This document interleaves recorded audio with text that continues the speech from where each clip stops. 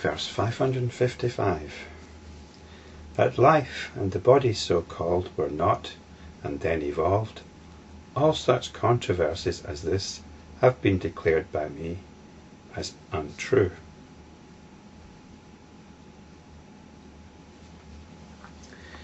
So this was the conclusion of the previous verses, which I covered in the previous video. And it's one that is clearly erroneous. Well, that is, if you're of a modern scientific disposition which accepts Darwin's theory of evolution. And I'm going to assume that you are of this persuasion, and like me, you take the theory of evolution on board.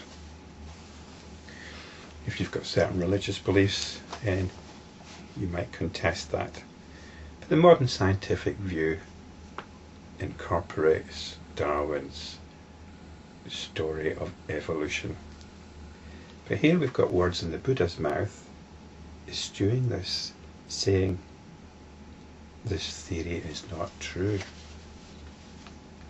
So are the Buddha's words here wrong? Well, they're not wrong. The thing is, spiritual insight is quite different to conventional understanding. This might seem like I'm encouraging some form of dualism, but it's a dualism of a dream and the waking up from that dream. The dream has its own parameters. And once you've woken up, these parameters are of no consequence.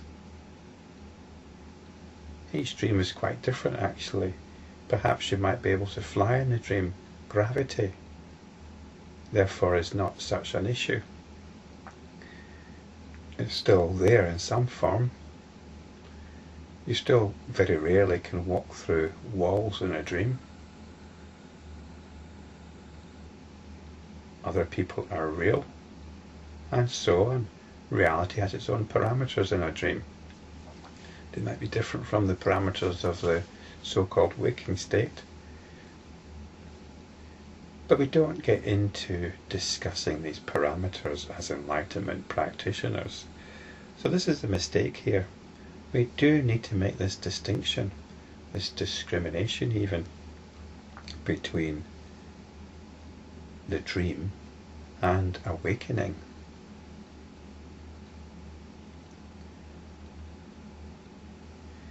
So perhaps we can understand the Buddha's statement here as, yes, the story of evolution is untrue, because the story of evolution belongs to the parameters of the dream. And as enlightenment practitioners, we are having nothing to do with it. The problem with the story of evolution, the problem with the whole mindset of so-called scientific thinking is, it takes its cue from out there. And just like the Vaisheshika system of philosophy that was criticized in the previous verses, it tells us that the only way you can know anything is through the senses and through inference. In other words, through logical processes. That's the scientific method. You experiment, you get the evidence of your senses, and then you theorize, you infer, you deduce. And it's curious that science tells us that what we see through the senses is actually not real. There's another reality going on, which takes us even further from how things really are spiritually. It takes us further away from awakening. So it seems like the Buddha is saying that stories of there being a beginning, a time when there wasn't anything, things coming into existence and then developing or evolving over time. The Buddha's not buying into that story. You shouldn't say it's wrong, because it's fine within the parameters of the dream. But as enlightenment practitioners, we step back from it. We awaken from the dream. We're not interested in the dream. We're interested in purely empirical realization. We're interested in seeing things as they really are for ourselves, not in terms of how they've been filtered towards us, not in terms of the stories that have been told to us. So that's the scientific point of view, very similar to the ancient Vaisheshika philosophy.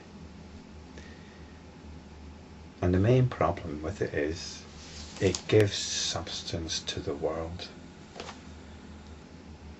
And this search for the Higgs boson, you can see how important that exercise is, this exercise of giving reality to the world.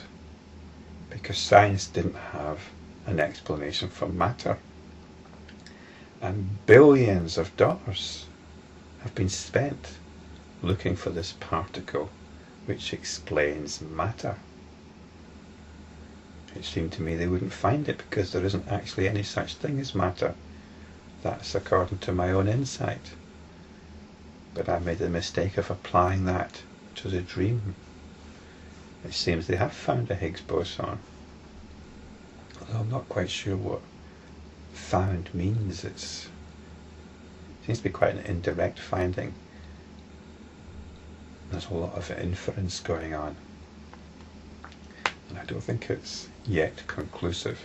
But in the world of matter, in the dream with matter in it, why shouldn't they find a particle which gives an explanation for matter? So in talking about this distinction between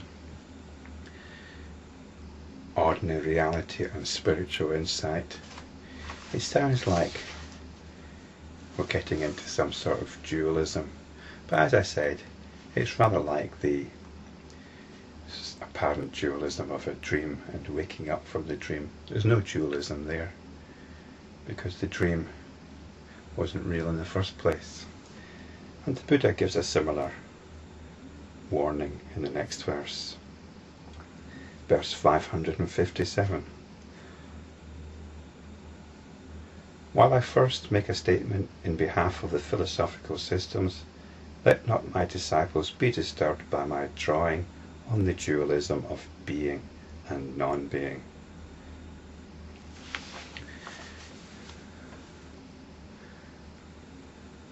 I think the Buddha's aware here that he's getting involved in philosophical debate, and he's saying let's not be concerned about this. And I think it's important because we need to understand our own mindset. If you're religious, well, that will be addressed shortly. But if you're a modern individual with a scientific, or who takes their cue from scientific understanding, then you need to examine this. Like any good medicine, there are often side effects. And if you subscribe to a so-called scientific worldview, there will be side effects. It will set up an emotional tone. It might be quite a good emotional tone, but whether it's good or bad, it's one that keeps the attention focused outwards. It keeps the attention projecting outwards into this real world. So this needs to be examined. This needs to be examined. Your belief, and it is a belief, in the reality of the world stage, this needs to be examined. So that's it for the scientific mindset. In the next few verses, the Buddha takes a pop at the religious mindset. And I'll cover that in the next video.